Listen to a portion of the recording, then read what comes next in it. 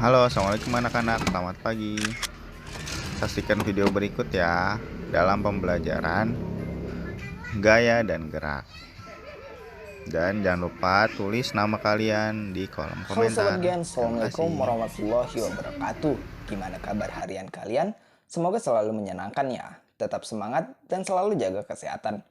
Pada kesempatan kali ini, kita akan belajar bersama bab 1 dengan pembahasan gerak benda dan makhluk hidup di lingkungan sekitar. Dan kita mulai pada subbab pertama, yaitu tentang konsep gerak. Sahabat Gen, berikut ini adalah kompetensi dasar 3.2 pada bab 1 ini, yaitu kalian mampu untuk menganalisis gerak lurus, pengaruh gaya terhadap gerak berdasarkan hukum Newton, dan penerapannya pada gerak benda dan gerak makhluk hidup di lingkungan sekitar. Baik sahabat Gen, sebelum kita memulai pelajaran kali ini, jangan lupa untuk berdoa terlebih dahulu. Semoga pembelajaran kali ini dilancarkan dan kita dimudahkan untuk menguasai materi yang akan dibahas. Jika sudah, kita lanjut. Tapi sebelum lanjut video ini, jangan lupa untuk like dan subscribe channel ini ya Gen. Ayo bantu channel ini supaya lebih berkembang dan memberikan lebih banyak kontribusi lagi untuk pendidikan Indonesia. Pernahkah kamu berpikir mengapa benda dapat bergerak? Apa yang menyebabkan benda dapat bergerak? Gerak seperti apa yang dilakukan oleh benda saat memperoleh gaya? Apakah lingkungan sekitar benda dapat mempengaruhi gerak benda? Agar kamu dapat menjawab pertanyaan-pertanyaan tersebut, ayo kita pelajari materi tentang gerak berikut ini dengan penuh semangat. Tahukah kamu bagaimana suatu benda dikatakan bergerak? Benda dapat dikatakan bergerak apabila mengalami perubahan posisi dari suatu titik acuan. Benda yang bergerak akan melalui suatu lintasan tertentu.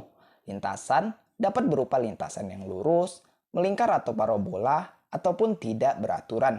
Namun, pada bagian ini kita akan mempelajari tentang bagaimana gerak benda pada lintasan yang lurus. Benda yang bergerak pada suatu lintasan yang lurus melibatkan waktu, jarak, dan kecepatan. Dari sini muncul pertanyaan, bagaimana hubungan antara jarak dengan waktu?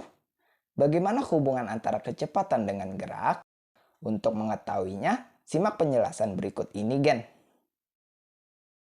Benda atau objek yang bergerak pada lintasan lurus disebut gerak lurus. Berhubungan dengan konsep gerak lurus, perhatikan gambar berikut ini.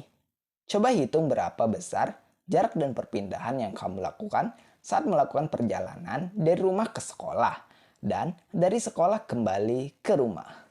Setiap hari kamu berangkat dari rumah ke sekolah, kemudian kembali lagi ke rumah. Misalnya, jika diukur, jarak rumah ke sekolah adalah 2 km, maka jarak tempuh yang kamu lakukan setiap harinya adalah 4 km. Ini merupakan jarak tempuh pulang pergi. Namun, perpindahan yang kamu lakukan itu bernilai 0 km. Mengapa demikian? Perhatikan Gen, di sini ada perbedaan makna antara jarak dan perpindahan. Jarak merupakan panjang lintasan yang ditempuh. Jika melihat pada gambar, jarak yang dimaksud adalah lintasan dari rumah ke sekolah atau sebaliknya dari sekolah ke rumah. Sedangkan perpindahan itu merupakan jumlah lintasan yang ditempuh dengan memperhitungkan posisi awal dan akhir benda. Atau dengan kata lain, perpindahan merupakan jarak lurus resultan dari posisi awal sampai posisi akhir. Jika merujuk pada gambar, titik posisi awal berada di rumah. Titik posisi akhir berada di sekolah. Jika dihubungkan titik awal dan titik akhir, maka ini disebut perpindahan.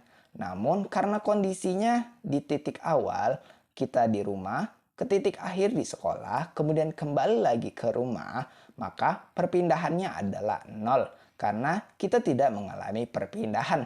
Atau dengan kata lain, selisih posisi awal dan akhir tidak ada.